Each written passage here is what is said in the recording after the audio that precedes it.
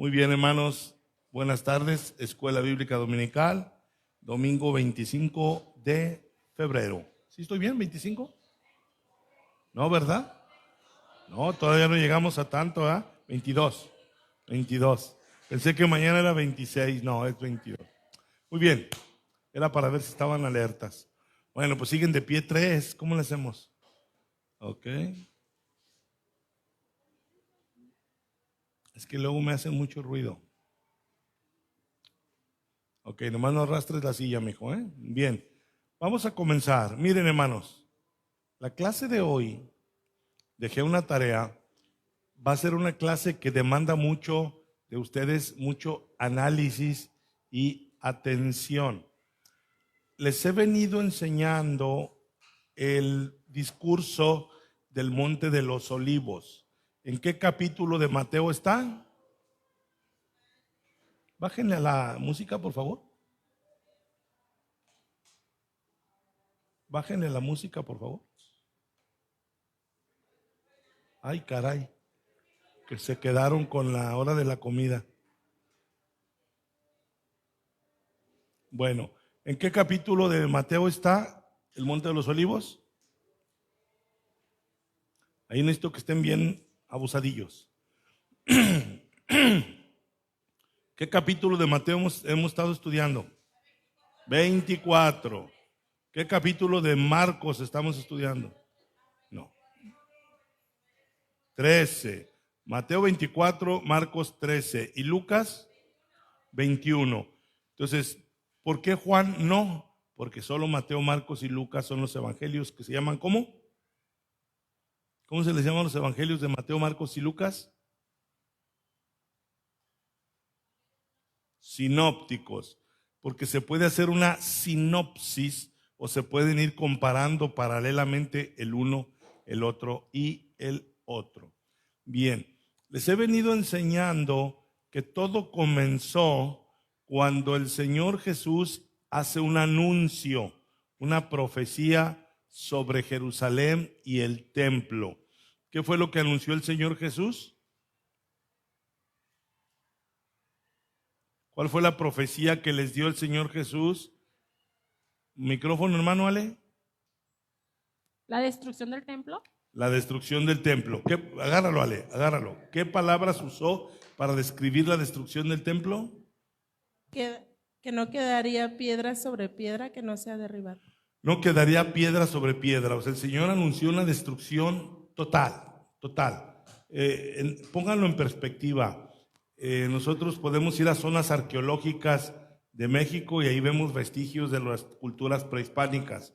Si ustedes buscan en internet, encontrarán ruinas de la antigua Roma, ruinas de la antigua Grecia y de otras poblaciones.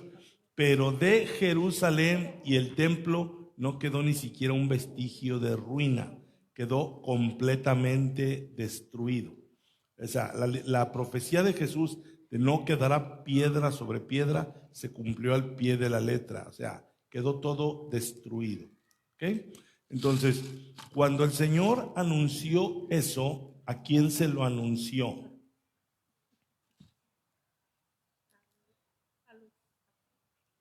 Micrófono, hermano, no a lo los alejes. discípulos que iban con él. Ya déjatelo ahí contigo, pues va a estar a sus discípulos, se lo anunció a sus discípulos. Cuando el Señor le dice eso, esto es un anuncio completamente inesperado y deja a sus discípulos, diríamos hoy, en shock. ¿Cómo que vas a destruir el templo? La destrucción del templo, presten atención, la destrucción del templo, ¿qué significado tendría para los discípulos del Señor que lo escucharon? Que el Señor dice, ven todo esto, porque ellos se maravillaron, mira Señor, qué edificios, mira Señor, qué piedras. El Señor dijo, ven todo esto, de cierto os digo, no quedará piedra sobre piedra que no sea destruida. ¿Qué impacto les produciría eso a sus discípulos, que eran sus discípulos, pero eran judíos? ¿Qué creen que les produjo a ellos? Lo voy a preguntar de otra manera. ¿Qué representaría para ellos que el templo fuera destruido?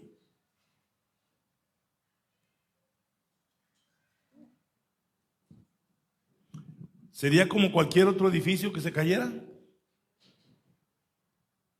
Que en realidad no es ahí el verdadero lugar santísimo que tenía que recibir la honra, yo me imagino. Bueno, en su momento, Edith, llegaron a concluir eso. Hasta lo escribieron en la carta a los hebreos. Entendieron cuál era el verdadero templo, cuál era el verdadero sacrificio, el verdadero sacerdote. Pero en el momento que Jesús se los dijo, todavía no lo entendían. Los agarró de sorpresa. Un templo destruido, ¿qué representaría para un judío? Para cualquier judío. Pues que se vendría abajo en lo que tenían ellos puesto su fe, ¿no? En donde ofrecían sacrificios, donde bajaba la presencia de Dios, todo eso se venía abajo. Muy buena respuesta. Se venía abajo no solo el edificio físico, sino todo su sistema religioso, todo su sistema sacrificial, su identidad. Pónganse a pensar entre otras cosas. Por ejemplo, ¿se acuerdan cuando el Señor Jesús era un niño de 12 años? En el Evangelio de San Lucas, que dice que por un momento se le perdió a sus padres. ¿Y después dónde lo encontraron? En el templo. ¿Dónde? En el templo. En el templo. Porque ese día andaban en Jerusalén. Por eso se les perdieron. Si estuvieran en la ciudad natal, pues Nazaret era una villa chiquilla, pero fueron a Jerusalén. Entonces lo encontraron en el templo, disertando con los doctores de la ley. Entonces, el templo lo era todo para los judíos. O sea, la gente iba cada año a adorar a Jerusalén. Los salmos lo indican. ¿Quién subirá a su monte santo? ¿Quién adorará al Señor? Jerusalén era el centro de todo, porque ahí estaba el templo. Entonces, una Jerusalén sin templo pierde todo su significado. Ya no hay nada a qué ir, ya no hay nada a qué adorar. Entonces, cuando el Señor les dice, no quedará piedra sobre piedra, despertó en ellos un gran impacto, y de ahí derivan las preguntas que ellos le hicieron, que es en lo que nos hemos estado basando, en lo que le preguntaron al Señor. En base a lo que oyeron, ellos le hicieron preguntas. En Mateo 24:3, veamos lo que le preguntaron. Dice, y estando él sentado en el monte de los olivos, los discípulos se le acercaron aparte diciendo, dinos, ¿cuándo serán estas cosas? ¿Qué cosas? Lo que él les acababa de anunciar. ¿Y qué señal habrá de tu venida y del fin del siglo? Si yo no estudio Marcos y no estudio Lucas, me voy a dar cuenta de algo, que Marcos y Lucas no son las preguntas tal como aparecen ahí. ¿En qué pasaje de Marcos 13, en qué versículo de Marcos 13 está esta pregunta? Búsquenlo. ¿En qué versículo de Marcos 13 está el equivalente a esa pregunta? Te voy a estar pidiendo, Adrián, que vayas y vengas entre uno y otro. A ver, díganme, ¿cuál es? Marcos 13, ¿qué? Más agilidad. ¿Ya llegaron a Marcos 13 de perdida? A ver, ¿en qué versículo de Marcos 13 está el equivalente a esas preguntas? 13, 3 y 4, pero vamos al 4. Marcos 13, 4. Dice, dinos, ¿cuándo serán estas cosas y qué señal habrá cuando todas estas cosas hayan de cumplirse? Léanlo ustedes, 1, 2, 3. Dinos, ¿cuándo serán estas cosas y qué señal habrá cuando todas estas cosas hayan de cumplirse? Volvamos a Mateo 24, 3 y díganme qué diferencia hay en las preguntas, en la que leyeron entre todos y la que está aquí.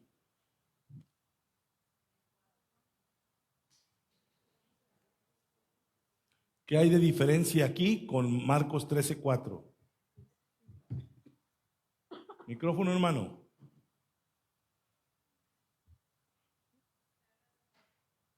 Así es. ¿Qué señal habrá de tu venida?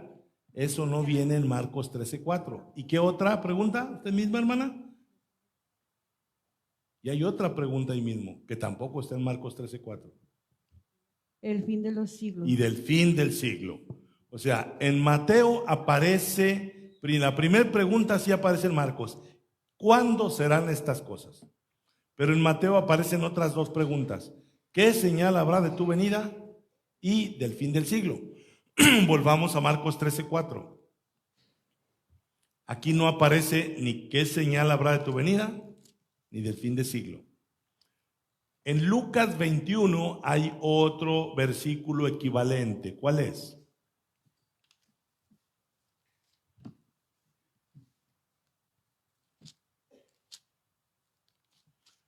En Lucas 21, ¿cuál es el versículo a buscar? 7. Léanlo en voz alta. 1, 2, 3. Y le preguntaron, ¿cuándo será esto? ¿Y qué señal habrá cuando estas cosas estén para suceder? Comparen estas preguntas con las de Marcos 13:4. Pon Marcos 13:4. ¿Ven alguna diferencia significativa? Vuelve a poner Lucas 21:7. ¿Cuándo será esto? ¿Qué señal habrá cuando estas cosas estén por suceder? Marcos 13:4. ¿Cuándo serán estas cosas y qué señal habrá cuando todas estas cosas han de cumplirse? ¿Notan alguna diferencia significativa entre Marcos y Lucas? Pues una dice suceder y la otra cumplirse. No es significativo. ¿Sí se entiende? O sea, pueden usar una palabra equivalente, pero en sí le están preguntando ¿cuándo? ¿Sí lo ven? ¿Cuándo serán estas cosas? Lucas 21:7. ¿Cuándo será esto? Es la misma pregunta. Ahí mismo en Lucas, ¿qué señal habrá cuando estas cosas estén por suceder? Marcos 13:4. ¿Qué señal habrá cuando todas estas cosas hayan de cumplirse? Simplemente son las mismas preguntas. ¿Sí lo ven? Pero en Mateo 24:3 no son las mismas preguntas. Vayan a Mateo 24:3. ¿Cuáles son las preguntas aquí? La primera sí aparece en las otras dos, ¿sí? ¿Cuándo? ¿Cuándo serán estas cosas? Pero en Mateo no habla de cuál es la señal cuando se cumplan estas cosas, sino que preguntan en Mateo, ¿qué señal habrá de tu venida y del fin del siglo? ¿Sí entienden? ¿Sí vieron la diferencia? Ahora, ¿por qué estamos analizando esto? Porque la creencia de las iglesias se ha dividido principalmente por solamente estudiar la versión de Mateo. Si todas las iglesias estudiaran Mateo, Marcos y Lucas en este pasaje, tal vez llegarían a la verdad. Es decir, ahorita muchas iglesias están equivocadas en la interpretación, incluyendo en la que nos congregamos por mucho tiempo. ¿Por qué razón? Porque se enfocan en la versión de Mateo, sobre todo en las dos preguntas que solo aparecen en Mateo. ¿Cuáles son las dos preguntas que solo aparecen en Mateo? Con micrófono, hermano. Ya saben que es con micrófono. De la señal de su venida y del fin del siglo. Exacto. Esas dos preguntas solo aparecen en Mateo. Entonces, si yo ignoro que también esas preguntas están en Marcos y también están en Lucas, y solo veo Mateo, corro un riesgo hermenéutico. ¿Qué es la hermenéutica? El arte de la interpretación. Entonces, corro un riesgo en malinterpretar el texto. Por ejemplo, si le dicen, ¿qué señal habrá de tu venida? Jesús les hizo un anuncio. ¿Qué iba a pasar? Iba a destruirse el templo. Las preguntas que le hicieron a Jesús eran con relación a la destrucción del templo. Vamos a Marcos 13:4. En Marcos 13:4 le están preguntando, ¿cuándo serán estas cosas? ¿De qué cosas están hablando? De la destrucción del templo. ¿Y qué señal habrá cuando todas estas cosas hayan de cumplirse? Primero fue, ¿cuándo van a ocurrir? ¿Qué señal habrá cuando todas estas cosas? ¿Cuáles son todas estas cosas? La destrucción del templo. Vamos a Lucas 21:7. Y le preguntaron diciendo, ¿cuándo será esto? ¿Qué es esto? La destrucción del templo. ¿Y qué señal habrá cuando estas cosas estén por suceder? Otra vez, ¿cuáles cosas? La destrucción del templo, la destrucción del templo, la destrucción del templo. Yo debo tener en mente eso.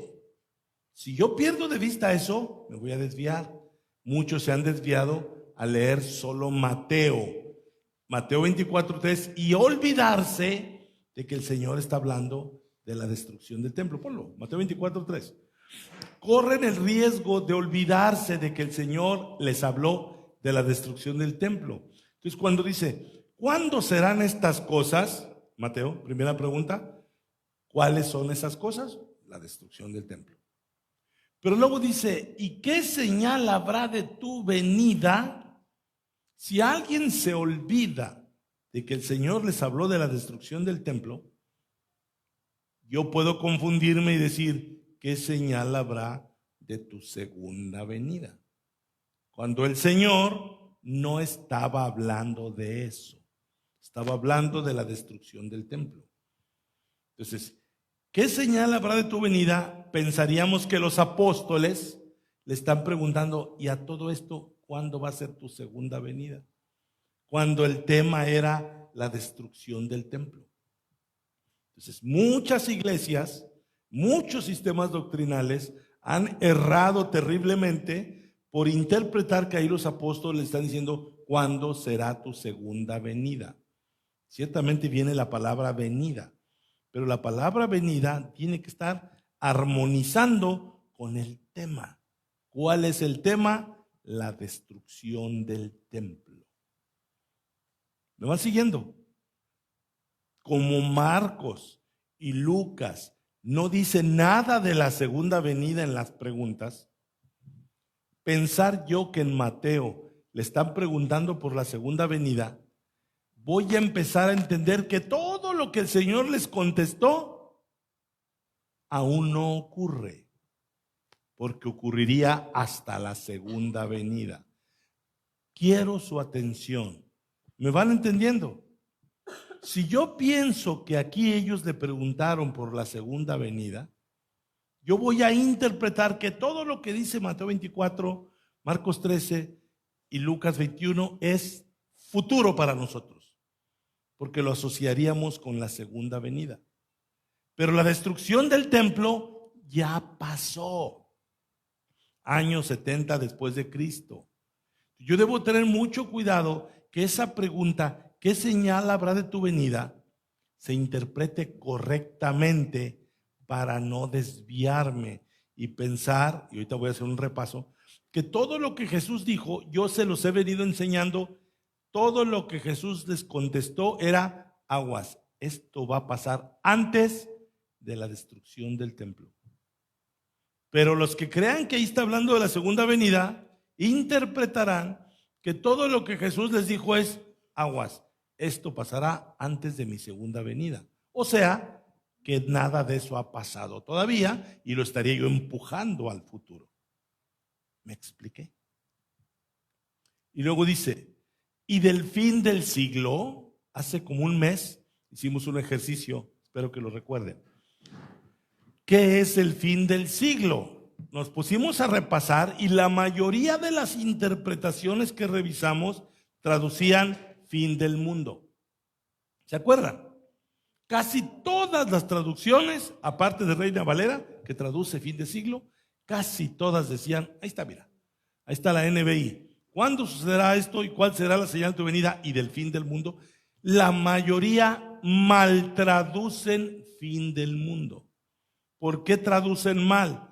Porque, regrésate Reina Valera, porque cuando dice qué señal habrá tu venida, interpretan que venida es su segunda venida. Y como es segunda venida, ellos dicen, seguramente siglo es el fin del mundo. ¿Sí se van siguiendo? Entonces, eso ocurre nada más en Mateo y la interpretación es mandarlo al fin del mundo. Todo lo que Jesús dijo, para quien lo interpreta así, entonces aún no ocurre, porque es para la segunda venida o para el fin del mundo. Pero Reina Valera tradujo fin del siglo. Siglo y mundo no es lo mismo. Para empezar, no es lo mismo porque usan dos palabras distintas en griego. La palabra para mundo es bien conocida, cosmos. Si fuera el fin del mundo, ahí se hubiera dicho para el fin del cosmos. Pero la verdad es que no usa la palabra cosmos, usa la palabra aión. Y la palabra aión no significa mundo físico. La palabra aión puede significar era, época, o como lo traducen los testigos de Jehová. Los testigos de Jehová, cuando dice siglo, su traducción está de este tamañote. Dicen, este malvado sistema de cosas. Y en el siglo, este malvado sistema de cosas. Y en toda la traducción del Nuevo Mundo de las Santas Escrituras de los testigos de Jehová, donde dice siglo, le ponen este malvado sistema de cosas. Bueno, aunque es una traducción medio explicativa, lo que quieren decir es que siglo no es lo físico, es el sistema. Es el sistema, es la era. Entonces, cuando los apóstoles le dijeron, ¿qué señal habrá de tu venida y del fin del siglo? Jesús no les habló del fin del mundo. ¿De qué les había hablado Jesús en lugar del fin del mundo? De la destrucción del templo. Y la destrucción del templo, los apóstoles la identifican como fin del siglo. ¿De qué estará hablando? Para los apóstoles, el fin del templo es el fin del siglo. ¿Qué tenían en la cabeza los apóstoles al preguntarle, ¿y del fin del siglo? ¿Qué era siglo para los apóstoles pensando en la destrucción del templo? ¿Qué les dije? ¿Cómo traducían los testigos de Jehová siglo? Este malvado sistema de cosas. Yo me quedaría con este sistema, punto. Sistema, era, época. Hagan de cuenta que le están diciendo, ¿qué señala tu venida y del fin de este sistema? Algunos traducen el fin de esta era. Rásquenle. La única traducción que me dijeron, creo que lo dijo la hermana Gaby, fue la que decía fin de esta era. ¿Alguien la tiene por ahí? Porque todas, la mayoría que buscaron decía fin del mundo, fin del mundo, fin del mundo, fin del mundo. Es una traducción errónea, porque Jesús no les estaba hablando del fin del mundo, les estaba hablando del fin del sistema judío. ¿Alguien se acuerda cuál era la traducción? ¿Cómo? ¿Micrófono? ¿Cómo era? ¿Qué traducción? Palabra de Dios para ti. Ok, ¿qué dice?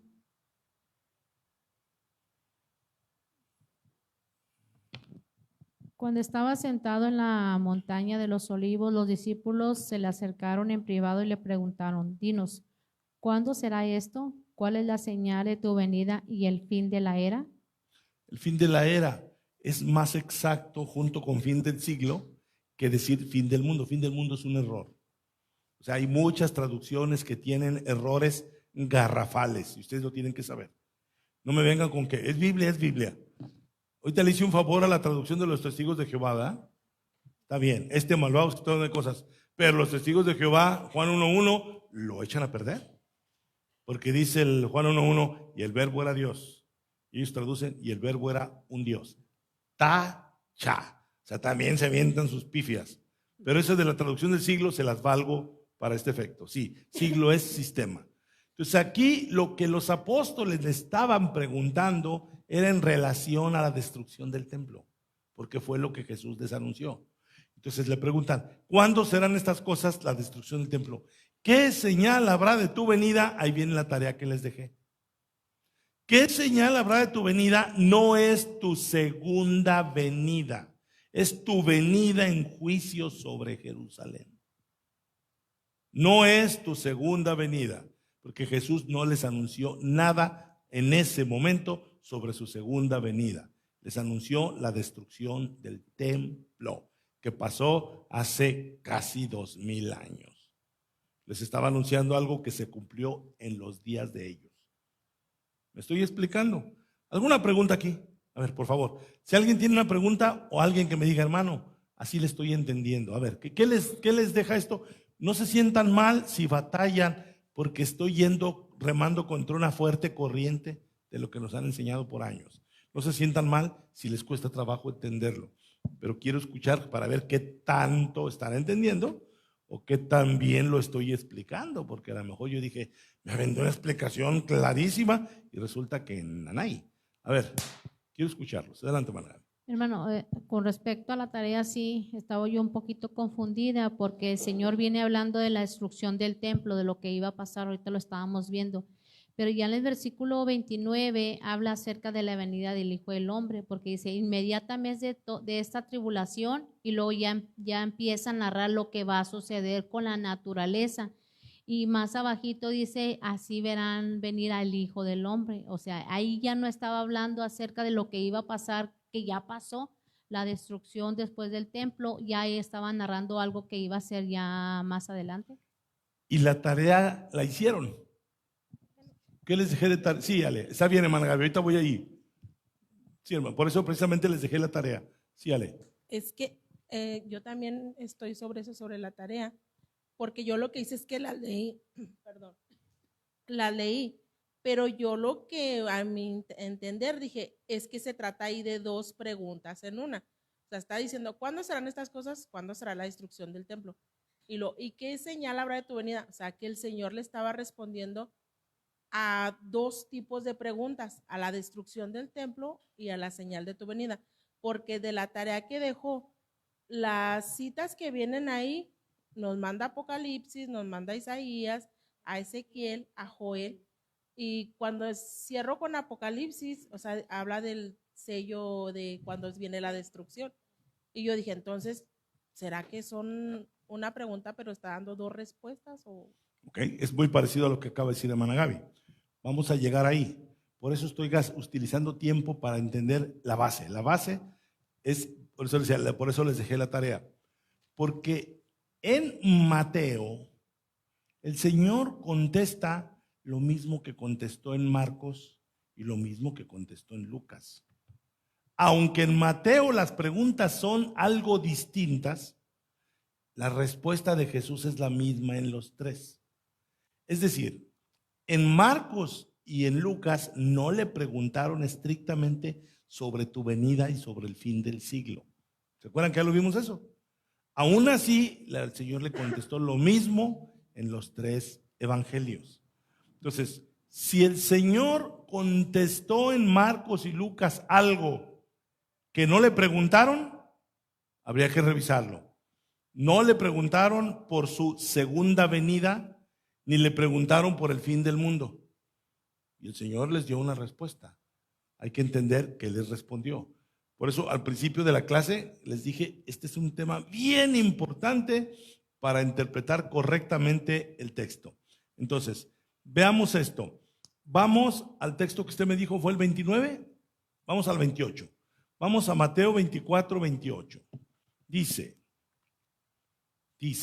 Mateo 24, 28, rapidito, porque el tiempo se va. Porque donde quiera que estuviera el cuerpo muerto, ahí se juntarán las águilas. ¿Se te trabó, Adrián? Ok. Bueno, uno más, hermana, váyase otra vez hasta el 27. Porque como el relámpago que sale del oriente y se muestra hasta el occidente, así será también la venida del Hijo del Hombre. Porque donde quiera que estuviera el cuerpo muerto, ahí se juntarán las águilas. Ese pasaje es casi universalmente entendido como la segunda venida de Cristo. La mayoría de los sistemas de interpretación bíblica mencionan que esa es la segunda venida de Cristo. Vamos a irlo viendo despacito.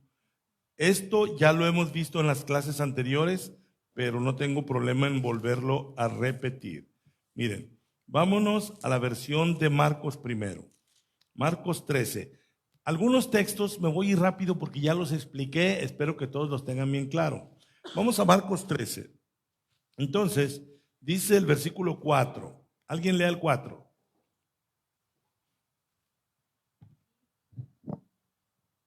Dinos, ¿cuándo serán estas cosas y qué señal habrá cuando todas estas cosas hayan de cumplirse? Fíjense bien, Marcos y Lucas, voy a agarrar a Marcos, no tocan el tema de tu venida, ni tocan el tema de fin de siglo. Y aunque no tocan tu venida, ni fin de siglo, la contestación es la misma que en Mateo, donde sí se lo preguntan. Entonces, cuando yo digo tu venida, siempre se piensa que es tu segunda venida. Pero recuerden que el Señor les habló de la destrucción del templo. Vamos a ver aquí, ¿qué les contesta el Señor? Vamos al 13:5. Dice, Jesús respondiéndoles comenzó a decir, mirad que nadie os engañe. Pregunta, ¿a quién le está haciendo esa advertencia? A los discípulos. Todo lo que Jesús vaya a decir, se lo está diciendo directamente a ellos, no a cristianos de otra época. No a cristianos de otra época. Eso es para ustedes, para los que me están oyendo. Dice, mirad que nadie os engañe. Obviamente, esa advertencia también yo la puedo hacer mía. Pero ahí Jesús no me la estaba diciendo a mí. ¿Sí entienden la diferencia? Yo puedo decir, sí, yo voy a adoptar, que tampoco a mí nadie me engaña. También yo lo voy a hacer mío. Pero para interpretar el texto me debe quedar claro que es a sus discípulos a quienes se lo está diciendo en ese tiempo.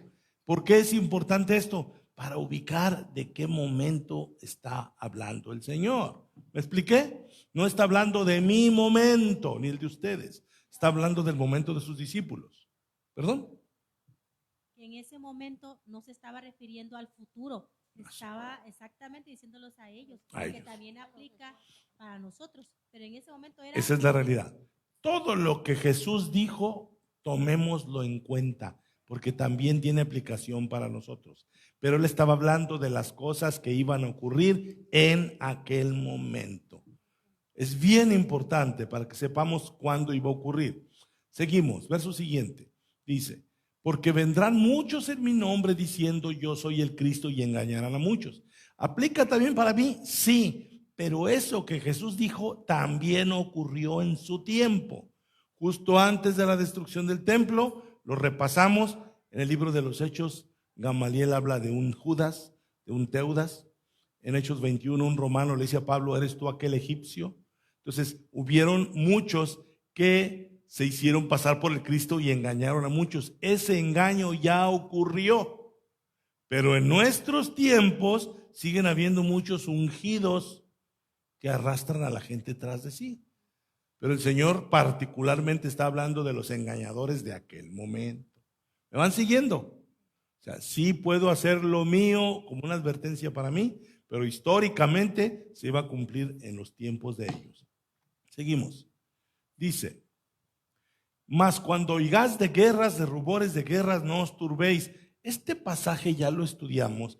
Yo decía que es absurdo aplicarlo a mi tiempo, porque ahorita no hay, que digas, ay, guerras, rumores de guerra, tenemos 200 años de guerras sin parar.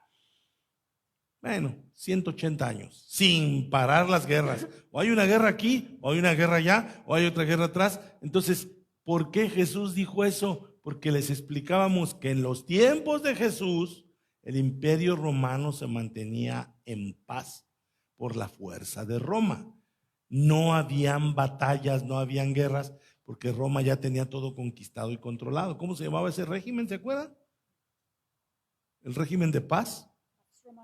La Pax con X, la Pax Romana. Entonces, cuando Jesús dijo, cuando oigáis de guerras y de rumores de guerras, caray, entonces sí sería algo fuera de lo común. En un tiempo de paz, hay rumores de guerra. Dices, bueno, cuando oigas esos rumores de guerra, ya está cerca. ¿Qué está cerca? La destrucción del templo. ¿Sí me van siguiendo? Entonces dice, no os turbéis ustedes, cuando ustedes, Pedro, Juan, todos, cuando ustedes oigan de guerras y de rumores de guerra, no se turben porque es necesario que suceda así, pero aún no es el fin. ¿A qué le llama Jesús ahí el fin? A la destrucción del templo, no al fin del mundo. Por eso mucha gente vive confundida porque cree que el Señor está hablando de su segunda venida, pero está hablando de la destrucción del templo. Entonces dice, aún es necesario que suceda eso, rumores de guerra, pero aún no es el fin, o sea, aún no es el cumplimiento de lo que yo les dije que va a pasar, que no quedará piedra sobre piedra. ¿Vamos bien? Seguimos. O sea, esos textos, casi a cada texto le he dedicado toda una clase en días anteriores. Ahí revisen la grabación. Dice, porque se levantará nación contra nación. ¿Cuánto tiempo tenemos nosotros levantándose nación contra nación? 160 años. Entonces Jesús lo anuncia como algo novedoso en aquel tiempo. O sea, que hoy te digan, ay hermano, mira cuántas guerras hay, ya se va a cumplir lo que dijo el Señor. Estamos hablando de dos cosas diferentes. Nosotros no estamos en tiempo de paz en este mundo a nivel global. Entonces dice, y habrán terremotos en muchos lugares, y habrá hambres y alborotos, principio de dolores. Es esto. Cuando decía terremotos, les dejé una tarea y me la trajeron. Una gran cantidad de terremotos registrados antes de que el templo cayera. Muchos terremotos inclusive fueron en la década del 60. ¿El templo cuándo cayó? En el año 70. Entonces, en la década de los 60 hubieron infinidad de terremotos en todo el Imperio Romano. O sea, porque dice, ay, es que ahorita han habido muchos terremotos. Siempre han habido. Lo que pasa es que no tenían el nivel de comunicación que tenemos hoy nosotros. Bien, seguimos. Oh, espérate ahí. Habrá hambres y alborotos. ¿A qué le llamó el Señor alborotos? El gran alboroto de ese tiempo es la rebelión de los judíos celotes contra el Imperio Romano. Cuando hablamos de que Roma destruye Jerusalén en el año 70, es porque hubo un alboroto producido por los judíos a la mitad del año 66 después de Cristo. Hubo una rebelión en contra de Roma por los judíos celotes, y eso no había habido un solo alboroto contra Roma en toda esa época. Entonces no habían guerras, no habían alborotos, pero dijo el Señor, habrán terremotos en muchos lugares, regrésate, y habrá hambres y alborotos. Principio de dolores son estos. Entonces, principios de dolores, el Señor no le llamó a su segunda venida, le llamó principio de dolores a lo que era previo a la destrucción del templo. ¿Sí? ¿Sí? Bien. Si ustedes se fijan, yo estoy siendo cuidadoso de explicarles de dónde sale esta interpretación del anuncio que hizo el Señor. El Señor no les estaba diciendo, ¿saben qué? Se va a acabar el mundo y yo voy a volver por segunda vez. No en ese momento. En ese momento la conversación giraba alrededor, no quedará piedra sobre piedra de este templo. ¿Sale? Seguimos. Pero mirad por vosotros mismos. Otra vez, ¿a quién se está dirigiendo? A sus discípulos. Porque os entregarán a los concilios. ¿Se acuerdan que en Hechos 4 y 5 Pedro y Juan fueron llevados al concilio? Y en las sinagogas os azotarán. Pablo, ¿cuánto dice de los judíos? ¿Cuántas veces he recibido 40 azotes menos uno? Eso ya ocurrió. O sea, no es que a ti y a mí nos van a mandar a algún concilio, a alguna sinagoga. Eran advertencias para esos discípulos. Dice, y delante de gobernadores y de reyes os llevarán por causa mía. Pablo fue llevado ante Festo, fue llevado también ante el rey Herodes Agripa, fue llevado ante Nerón. Entonces eso se cumplió con ellos.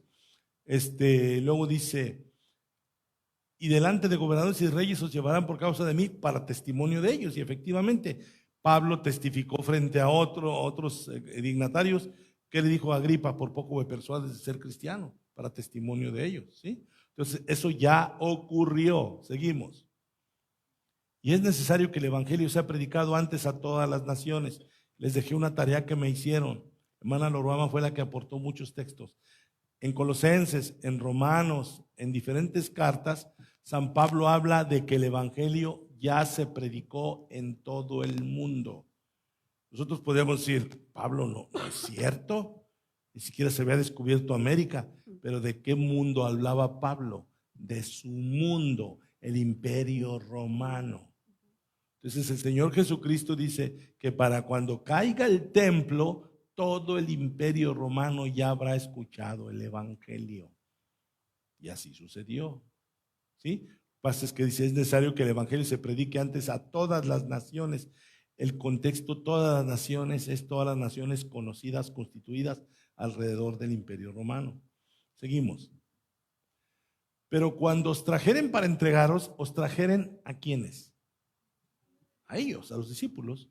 No os preocupéis por lo que habéis de decir, ni lo penséis, sino lo que os fuere dado en aquella hora, eso hablad, porque no sois vosotros los que habláis, sino el Espíritu Santo. Esto yo les pregunto a ustedes, ¿creen que también tenga aplicación para nosotros? Sí.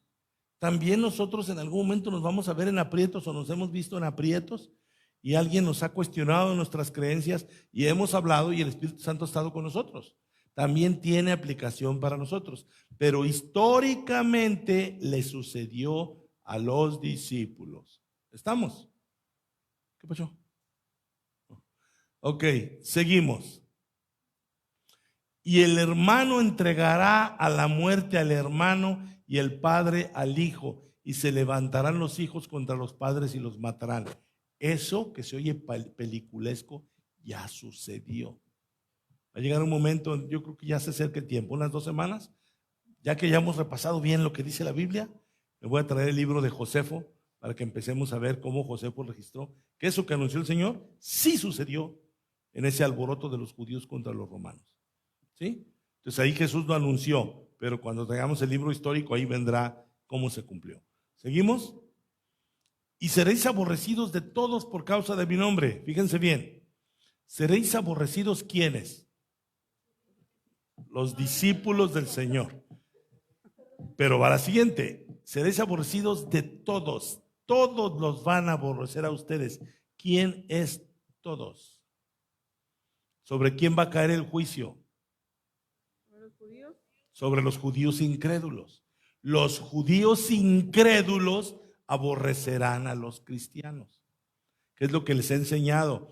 Que efectivamente Roma emprendió persecuciones contra los cristianos. Eso está en la historia. Pero antes del derribo del templo, los únicos que persiguieron cristianos fueron los judíos. Las persecuciones romanas vendrían después. Toda persecución está registrada en el libro de los Hechos. En los libros de los Hechos vean cómo Pablo fue perseguido de ciudad en ciudad en ciudad por los judíos. Dice, seréis aborrecidos de todos por causa de mi nombre. Mas el que persevere hasta el fin. ¿El fin de qué? De la destrucción del templo. No está hablando de la segunda venida. Estoy explicando. Dice, el que persevere hasta el fin, este será salvo. ¿Salvo de qué? ¿Salvo de qué? ¿De qué está hablando el Señor? ¿Qué está anunciando el Señor? De la destrucción y lo que va a ocurrir Será ahí. salvo de la destrucción que viene sobre Jerusalén. Los discípulos ya eran salvos de la condenación eterna. Ya eran hijos de Dios. Pero el Señor, cuando dice el que persevere hasta el fin, no está hablando de que podrían perder su salvación. Serán salvos de morir en el juicio que viene contra Jerusalén. Sí, hermano. Micrófono, para que lo escuchen hasta el paso. Yo tengo una duda. Entonces, nosotros, ¿cuándo vamos a saber que la Biblia dice que es la destrucción, bueno, que va a ser del fin del mundo? ¿Cómo vamos a distinguir? Bueno, ahorita ya nos está explicando usted eso, pero ¿cuándo? Lo que pasó, le estoy explicando lo que pasó antes. Sí, pero ¿cómo vamos a saber nosotros cuándo está hablando realmente del fin del mundo? Esa es una gran pregunta que es en la que quiero que nosotros cambiemos. Si ya entendemos que esto es para la destrucción de Jerusalén, nosotros somos llamados a esperar su venida pacientemente, estar trabajando en la predicación del Evangelio, en la propagación del Evangelio, y el Señor vendrá cuando nadie se lo espere. Entonces, la contestación a su pregunta es no tanto prestar atención a las señales, porque el Señor dio señales para la destrucción de Jerusalén. Pero para la venida del Señor, aun cuando por todos lados se habla de señales, de guerras, pues imagínense, desde hace 180 años ya pensaríamos que ya vino el Señor. No, nosotros como cristianos, le prometo que voy a ahondar más, casi este es el siguiente tema cuando hayamos hecho este examen. ¿Qué entonces con nosotros? Esa es su pregunta. ¿Qué conmigo? Le doy ese adelanto. El adelanto para mí es que en lugar de estar viendo que si el anticristo es Trump o que si es su yerno o lo que sea, yo enfocarme en lo que prediqué en la mañana, que crea mi esposo, que crean mis hijos, que crean, que todo el mundo venga a la salvación, y eso es en lo que nos debemos ocupar. Lo explico con más detenimiento, pero es lo que diría. Sí, Edith. Oiga, anunciaba con lo que pregunta la hermana que el Señor dijo, sí, si no me equivoco, que iba a ser como en los tiempos de Noé. Así o sea es. que no va a haber una señal en específico que nosotros, solamente como dice usted, tenemos que estar preparados de que de verdad somos de Él que les y que nuestra familia, me imagino, ¿no? Sí. Pero, o sea, no va a haber una señal en especial. Yo puedo estar perdiendo mi tiempo viendo las noticias. ¿Qué dicen los alducines? Que Israel es el reloj profético. Ahí está todo el mundo viendo Israel. Ay, mira, ya mataron a este. Y está esperando que Israel nos diga cuándo va a venir el Señor. No tiene nada que ver. No tiene nada que ver con la venida del Señor Israel. Nada. Y tengo mis razones y los he predicado. Pero el tema es, lo que sí nos debemos enfocar es que en todos los incrédulos que conocemos crean. ¿Sí? Adelante, hermana. Porque caeríamos en la misma situación de los testigos de Jehová, que estaban dando señales o fechas, por decirlo así, que viene siendo lo mismo, y al final pues no ocurrían y quedaron mal ellos. Entonces nosotros como pueblo de Dios no tenemos que dejarnos llevar por las señales, porque eso sería como decir un tiempo, dar una fecha. Sí, sí, es correcto, es apasionante esto. Sí, hermana. Bueno, a lo que dijo la hermana, nomás que soy muy desmemorizada, no me acuerdo mucho de los textos, pero hay alguno que dijo, Señor, dame la señal. Y él dijo, verdaderamente les digo que ni yo mismo sé, solo el Padre lo sabe. Entonces también hay otro donde dice, vendré como ladrón en la noche. ¿Sí? O sea, él no lo da, no da señales de ninguna clase, nada más hasta que el Padre lo decida. ¿Sí? Es mi comentario. O sea, esa es la parte clave, que el Señor dio un montón de señales de cómo sería la destrucción de Jerusalén, pero no de su segunda venida.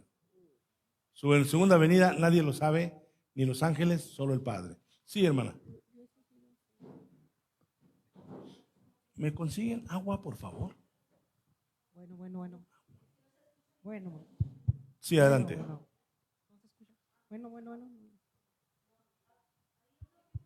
¿Qué pasa? ¿Qué traen ahí atrás? Gracias. Sí. ¿Qué pacho? Bueno, oiga, hermano, estoy un poco perdida. ¿Está qué, perdón? Perdida. Venga, más seguido. Este No se tema crea. de Mateo, si yo lo había entendido mal, como que era para nosotros. Usted y toda una generación. No se sienta mal. Hasta yo. Así me lo enseñaron a mí como a usted. Entonces, cuando en aquel tiempo que vimos estos temas, cuando los sellos y los hicimos, los juntamos, que era Marcos, Mateo, no me acuerdo el otro. Entonces quiere decir que donde están en los sellos, ya pasó, o sea, fue ese tiempo. Ya llegaremos a eso. Usted está como Edith. Calmantes Montes. Ya llegaremos a eso. Pero sí, eso es las preguntas evidentes que van a surgir. Ahorita lo importante es que veamos que nos hable el texto. Que no sea que a mí se me ocurrió decirles que eso ya pasó. Ahí nos da a entender que ya pasó. Ahorita llegaremos, no hoy, pero sí vamos a llegar a eso, hermano. Tenga calma. Entonces ahí, por ejemplo, hermanos, por favor, es bien importante. Mas el que persevere hasta el fin, así como usted, a mí me decían, hermana, a mí me decían, el que persevere hasta el fin. Y la interpretación era, el que se guarde sin pecado hasta el fin, este será salvo. Porque de aquí entonces puedes perder la salvación, más o menos. No, el Señor está diciendo, el que persevere hasta el fin de ese sistema judío que se va a derrumbar, el que persevere hasta el fin será salvo de ese juicio que viene sobre Jerusalén. No está hablando de que serás salvo de la salvación de tu alma, porque ellos ya eran salvos. ¿Sí? Entonces, muchas cosas cambian. ¿Sale? Seguimos. Dice, vean esto. Pero cuando veáis la abominación desoladora de que habló el profeta Daniel, cuando veáis quiénes, ustedes mis discípulos, ustedes lo van a ver. Los dispensacionalistas andan con que nosotros vamos a ver en Jerusalén, cuando se levante el templo, otra abominación desoladora. No, eso ya pasó, porque hasta lo anunció el profeta Daniel, lo que estudiamos en el tema pasado. Vuelvo a poner Daniel 9:26, que es lo que estudiábamos. Vean cómo lo anunció Daniel. Y después de las 62 semanas se quitará la vida al Mesías. Las 62 semanas, sin entrar en detalle, comenzaron con el ministerio de Jesús, con su bautismo, cuando fue ungido. ¿Lo recuerdan? Entonces dice, después de las 62 semanas, ya entradas las 62 semanas, se quitará la vida al Mesías, mas no por sí. Punto y coma. Como consecuencia de que se quite la vida al Mesías, dice, y el pueblo de un príncipe que ha de venir destruirá la ciudad y el santuario. Daniel anunció que como resultado de matar al Mesías, el juicio por matar al Mesías será la destrucción del santuario. Y la destrucción sería por parte del pueblo de un príncipe que ha de venir. Eso lo profetizó Daniel para los tiempos del Mesías. Ahora habla el Mesías. Vamos otra vez a Marcos 13. Ahora el Mesías lo cita y dice, pero cuando veáis la abominación desoladora de que habló el profeta Daniel, entonces Daniel anunció que primero moriría el Mesías y como resultado de su muerte vendrá la destrucción. Jesús aquí aún no muere y Jesús ya está anunciando, pues yo voy a morir. Ya después de que yo muera se cumplirá lo que anunció Daniel. Pero cuando veáis la abominación desoladora de que habló el profeta Daniel puesta donde no debe estar, el que le entienda, fíjense bien, fíjense bien. Entonces, los que estén en Judea huyan a los montes. ¿Para cuándo es esa indicación? Para el pasado, justo antes de la destrucción de Jerusalén. El Señor le está diciendo a sus discípulos, los que estén en Judea en ese momento que ya pasó, se salvarán huyendo a los montes. Les dejé una tarea hace 8 días. ¿A dónde huyeron? ¿Quién se acuerda? A Pella. Eso ya pasó. ¿Alguien levantó la mano? ¿Mana Rosa? ¿O quién? A ver. Adelante. Espero no irme hacia el monte, hermano. Ahorita estoy Dice que huyan a los montes, pues órale. Pues ahí van por mí, por favor. ¿Cómo puedo saber cómo lo interpretó? O sea, ¿qué Marcos se supone que escribió eso? Bueno, no se supone, lo escribió. Entonces, ¿cómo lo puedo yo entender cómo le llegó ese conocimiento en ese momento a Marcos? O sea, ¿qué hubo antes o no sé cómo hacer? No, es que ahí estaba Pedro. Pedro era uno de los que estaban oyendo al Señor. Marcos fue discípulo de Pedro. Pedro se lo contó. Ok. Esa es mi duda. ¿Quién fue el que le presentó y le dijo todo Acuérdese eso? que en Hechos dice que la iglesia se reunía en la casa de Juan Marcos. Es él. Pues yo no Él sabía. puso la casa, él era el anfitrión, ahí se reunía Muy la iglesia. bien. Bien.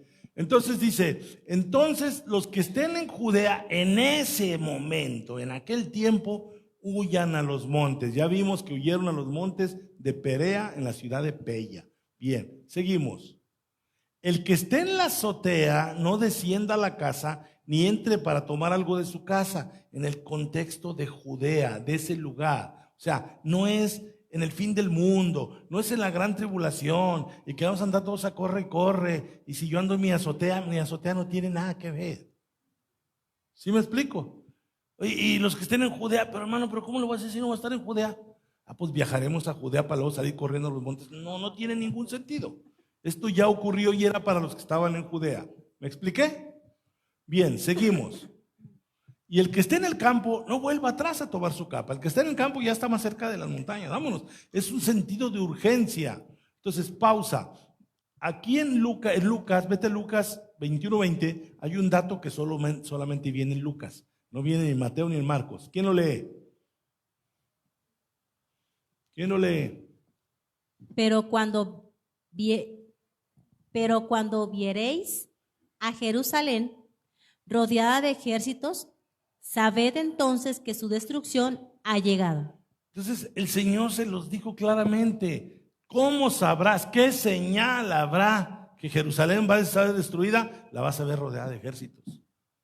Cuando veas a Jerusalén rodeada de ejércitos, sabed entonces que su destrucción ha llegado. Y vete al 21 y les dice lo mismo que en Marcos. Entonces los que estén en Judea huyan a los montes, y los que en medio de ella váyanse, y los que estén en los campos no entren en ella. Es el mismo tema. Más que en Lucas habla, cuando veas a Jerusalén rodeada de ejército, vámonos. Eso ya pasó. Entonces pensar que esto es futuro me va a dislocar mi mente y mi cabecita. Por eso oigo tanta gente tan confundida viendo todo al futuro. Oye, pero ¿y el anticristo cómo nos va a atacar a nosotros? Ay, no sé. No, pero ¿qué no va a ser todo allá en Jerusalén? Allá va a ser. Allá ya fue. No allá va a ser. Ya fue. ¿Sí? Bien, regresemos a Marcos, donde nos quedamos en Marcos 13. Entonces dice, regrésate al que sigue. Al que sigue. Ahí ya lo habíamos leído. Mas hay de las que estén en cinta y de las que críen en aquellos días. ¿Cuáles son aquellos días? Los días durante la destrucción del templo. No es otros días después. Hay las embarazadas en la gran tribulación. No, eso ya pasó. Recuerden las palabras de Jesús cuando iba saliendo cargando su cruz y se encuentran las mujeres llorando por él. ¿Qué les dijo el Señor a ellas? Pero ¿cómo les llamó primero? Mujeres de Jerusalén, no mujeres de Ciudad Juárez, mujeres de Jerusalén. No lloren por mí, lloren por ustedes y por sus hijos. Jesús está diciendo, ustedes que están llorando, lloren, porque en un poco tiempo ustedes son las que van a estar llorando, pero por sus hijos.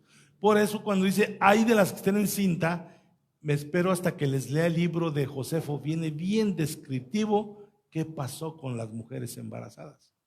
Terrible, terrible. Jesús no lo dijo, nada más dijo, hay de las que estén en cinta, hay de las que críen aquellos días. ¿Ok? Seguimos. Orad pues que vuestra huida no sea en invierno. ¿Qué tiene que ver con el invierno de ellos? Siguiente. Porque aquellos días serán de tribulación. Ya fueron. Aquellos días previos a la destrucción del templo serán de tribulación, cual nunca ha habido desde el principio de la creación que Dios creó hasta este tiempo, ni la habrá. Esa tribulación ya pasó en Jerusalén. Y ahora acabo con el canto de Marino. ¿Qué hago con todas las películas que me han fabricado? ¿Qué hago con tantos libros que me están hablando de que el anticristo hará un pacto con Israel y que levantarán el templo y que se restaurarán los sacrificios y que luego va a cambiar de opinión y que luego se va a hacer adorar? Eso es una fantasía que no está respaldada por la Biblia. Regrésate a Daniel 9:27. Eso lo habíamos estudiado en su momento. Daniel 9:27. ¿Qué habíamos dicho desde el 26? Después de las 62 semanas, se quitará la vida al Mesías, mas no por sí, y el pueblo de un príncipe que ha de venir destruirá la ciudad del santuario. ¿Sí? 27. Y por otra semana, todos los que ya estudiaron, ya pasaron su examen de Daniel, a ver si todavía se acuerdan. Y por otra semana confirmará el pacto con muchos. Toda la profecía de Daniel dijimos que era mesiánica. ¿Quién dice Daniel que confirmará el pacto con muchos? ¿Quién se acuerda? El Mesías. ¿Y qué dicen los tribulacionistas? Que el anticristo. O está hablando de Cristo o del anticristo, como que hay un poco de diferencia, ¿no? O sea, es muy arriesgado que yo diga que algo lo va a hacer Cristo si muchos dicen que es el anticristo. O que muchos digan que el anticristo y digan que es el Cristo.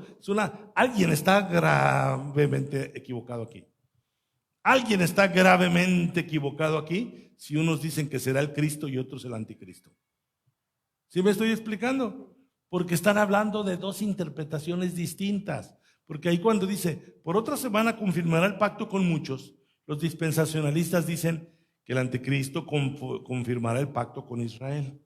Pero lo que Daniel realmente dijo, Cristo confirmará el nuevo pacto con los suyos. Y luego dice, a la mitad de la semana hará cesar el sacrificio y la ofrenda.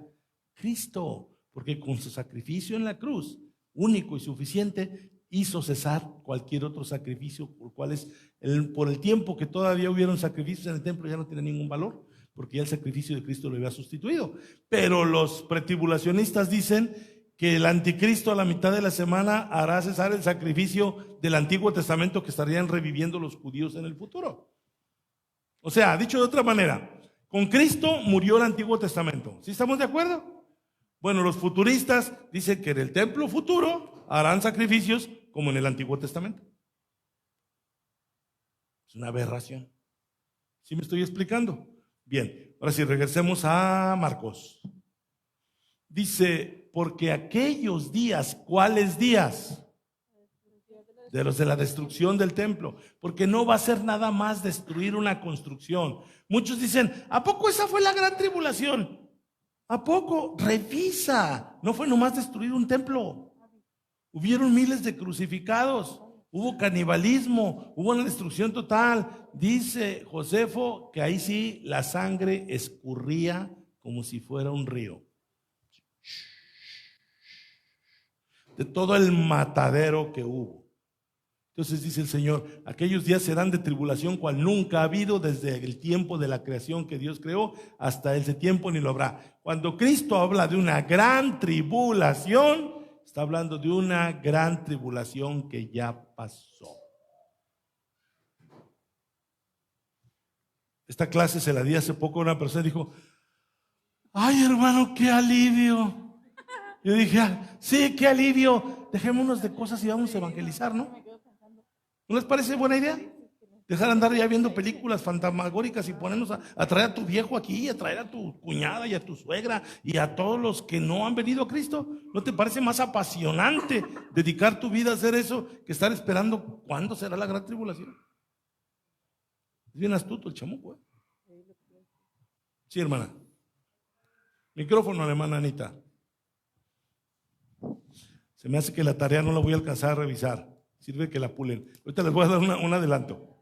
Oiga, hermano, entonces, pues se suponía que ya terminamos lo que estaban haciendo de Daniel, pero aquí en el versículo de Daniel 9, 26 y 27 viene siendo como los textos que estamos viendo de Mateo, Marcos. Sí, sí. O sea, es la culminación de las Haz de semanas. cuenta que sí, las semanas se cumplen ahí, exactamente. Así es. O sea, el Señor Jesucristo ya está dando a detalle cómo se va a cumplir lo que anunció Daniel. Correcto. Seguimos. 20. Dice, y si el Señor no hubiese acortado aquellos días, ¿cuáles días? Los días de esa gran tribulación. Yo les dije que la revuelta judía, yo les dije, ustedes lo googlearon, la revuelta judía contra Roma, ¿en qué año comenzó? En la primavera del año 66.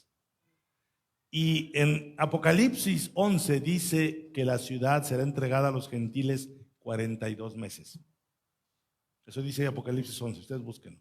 ¿Cuántos son 42 meses en años? 3 años y medio. La revuelta judía empezó en la primavera del 66. Y Jerusalén cayó en el otoño del 70. ¿Cuánto tiempo es de la primavera del 66 al otoño del 70? 3 años y medio. 3 años y medio. O sea, esa tribulación ya ocurrió. Descansen. Pero levántense corriendo a evangelizar. ¿Ok? Entonces dice, si el Señor no hubiese acortado aquellos días, nadie sería salvo. Mas por causa de los escogidos que Él escogió, acortó aquellos días. Los acortó a 42 meses. Seguimos. Entonces si algunos dijeren, mirad, aquí está el Cristo, mirad, ahí está, no le creáis, eso sucedió. ¿Por qué? ¿Por qué sucedió? Porque los celotes que emprendieron la revuelta contra Roma, cuando vieron a Roma perseguirlos, bueno, déjenme hago una pausa.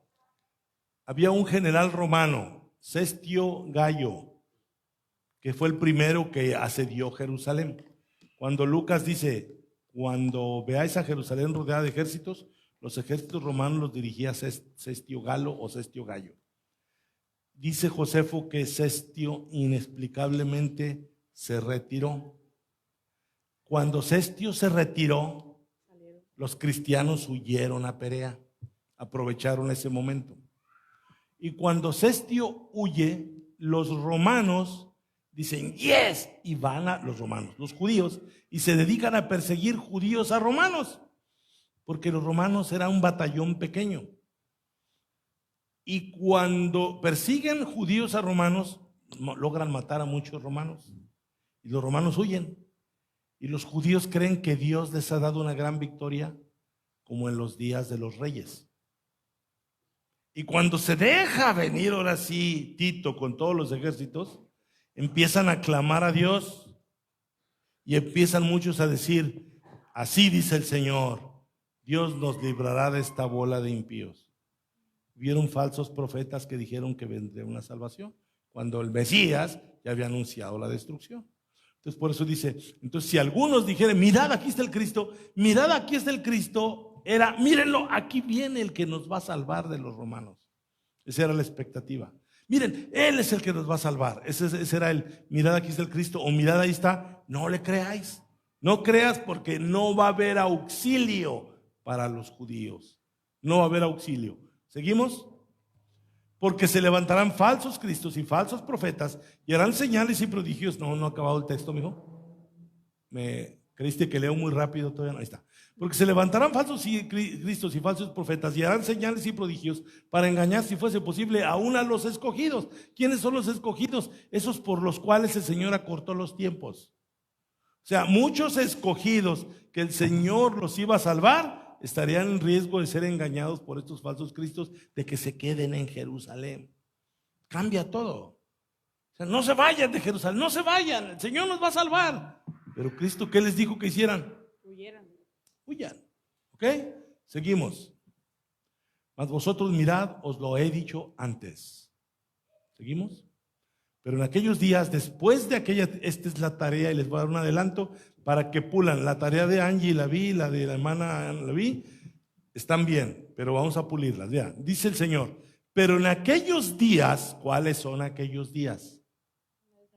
La destrucción de Jerusalén. Después de aquella tribulación, el sol se oscurecerá y la luna no dará su resplandor. Pregunta de examen. Contéstenme conforme al texto. ¿Qué dice el texto? El Señor, cuando habla de el sol y la luna, ¿está hablando del pasado o del futuro? El futuro de Él. Del futuro de Él. ¿El futuro de quién? ¿De ellos o de nosotros? De ellos. En aquellos días, después de aquella tribulación, el sol se oscurecerá y la luna no dará su resplandor. El Señor está diciendo, cualquier cosa que eso signifique, ocurrirá en aquellos mismos días. Y en sus Biblias, en ese versículo, ¿hay alguna referencia al Antiguo Testamento? Allí en Marcos 13:24, ¿hay alguna referencia al Antiguo Testamento? ¿Cuál será? Lo que quiero que revisen en Isaías 13:10, y algunos ya vi que ya lo hicieron, Isaías profetiza en su época la destrucción de Babilonia. Babilonia fue exterminada mucho antes que Jerusalén. Estamos hablando del pasado. Y vean lo que dice Isaías sobre la destrucción de Babilonia. Por lo cual las estrellas de los cielos y sus luceros no darán su luz. El sol se oscurecerá al nacer y la luna no dará su resplandor. Lo que realmente ocurrió de esa profecía es que Babilonia quedó en ruinas. En destrucción total. Total. Si alguien ahorita va a la antigua Babilonia, son pedregales para los puros arqueólogos que andan ahí buscando a los dioses antiguos. ¿Sí? Babilonia quedó en nada. Y su destrucción fue tan contundente que revisen el lenguaje profético. Lenguaje profético. ¿Cuál es el lenguaje profético sobre la destrucción de una gran potencia? Díganme ustedes, ¿cómo anuncia el profeta una destrucción tan colosal? ¿Qué lenguaje usa? ¿Entienden lo que les trato de decir?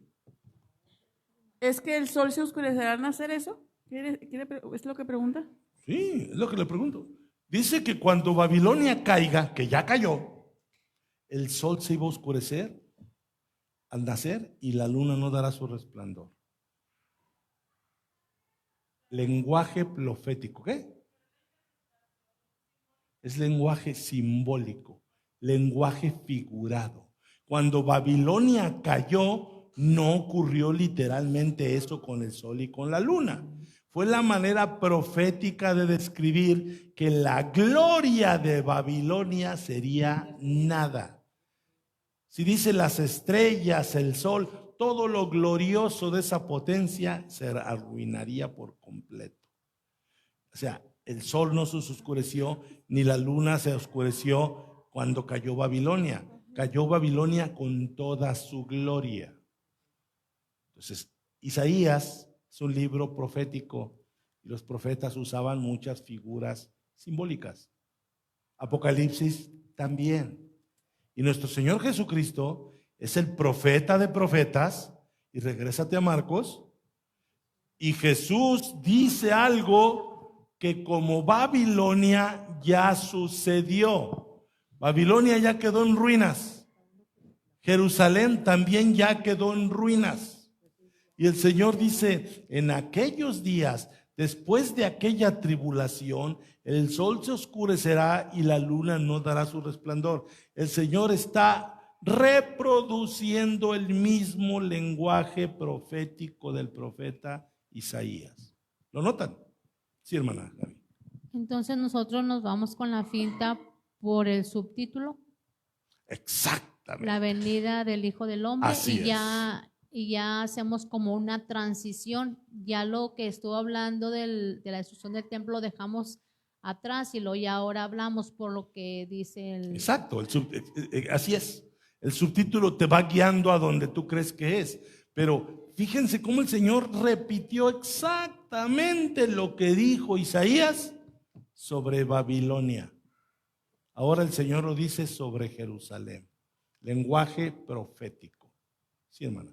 Ahí, ¿se acuerda que en clases pasadas habló acerca de que la gloria del Señor ya salió de ahí? Ajá, ya. sí. ¿Eso significará eso también que ya, Sí, o sea, sí, ya sí. como el Señor les confió la palabra, o sea, Sí. ya, órale, pues vámonos. Es correcto. O sea, el Señor va al monte de los olivos, como la gloria del Señor se fue al monte de los olivos en los días de Ezequiel. Y la gloria de Jerusalén fue reducida a nada. Por eso usa ese lenguaje profético. Por eso dice, o sea, para que no piensen que yo estoy desvariando, ahí dice, en aquellos días, no al futuro, no está hablando de su segunda venida, en aquellos días, después de aquella tribulación, el sol se oscurecerá y la luna no dará su resplandor.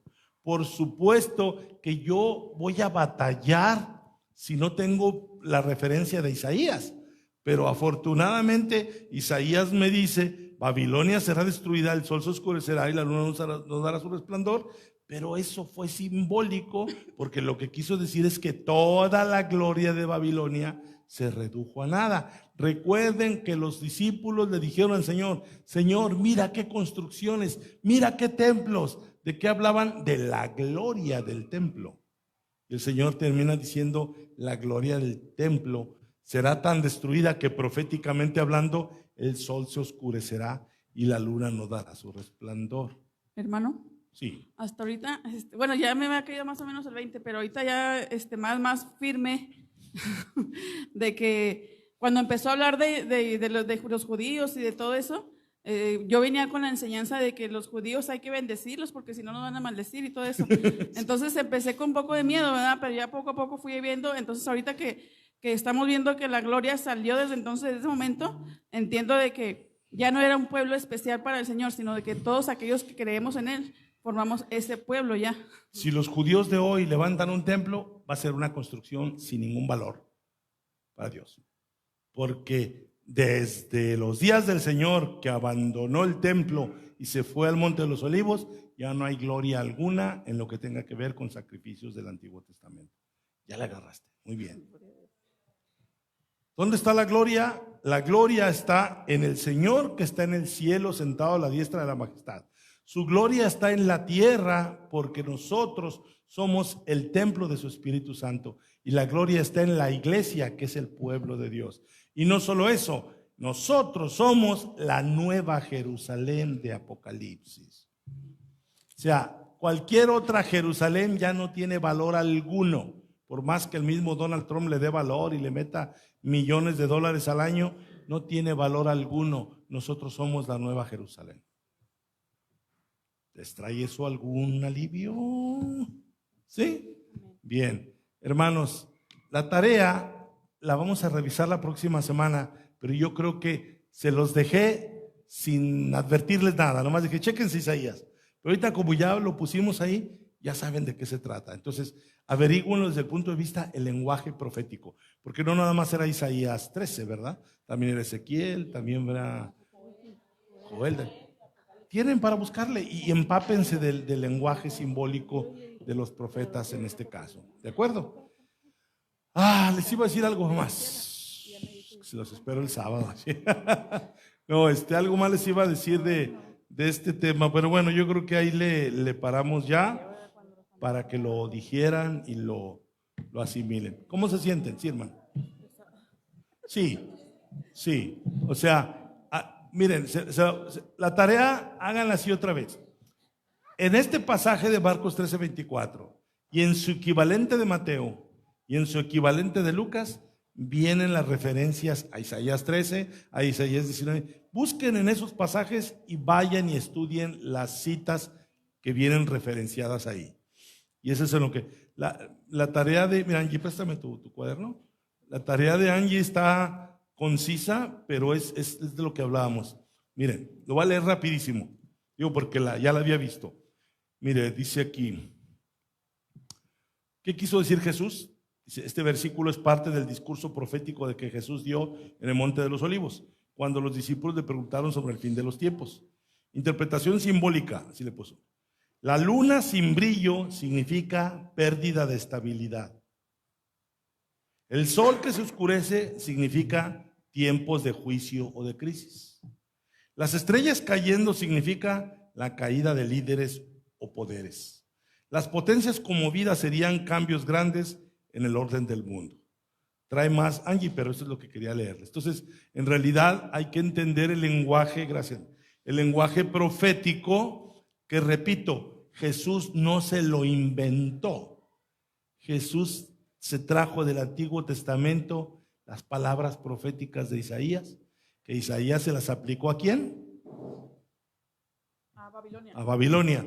Y el Señor se las aplicará ahora a Jerusalén. ¿Vale? ¿Cómo se sienten? ¿Sí van a poder dormir? Gloria a Dios. No los veo muy convencidos.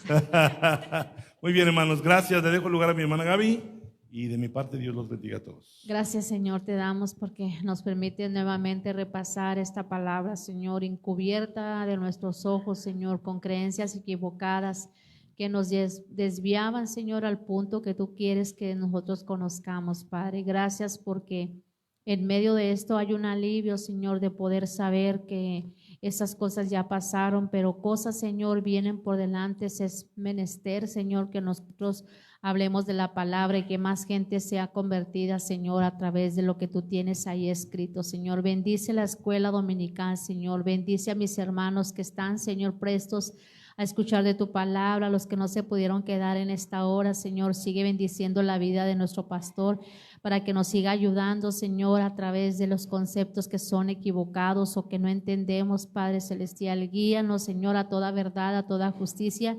Llévanos con grande bendición hasta nuestros hogares, Señor, y si lo podemos estar repasando, Señor, eso es bueno para que podamos entenderlo bien, Señor. Todo esto, Padre, te lo pedimos en el nombre de Cristo Jesús. Amén. Amén. Gloria a Dios. Dios los bendiga, hermanos.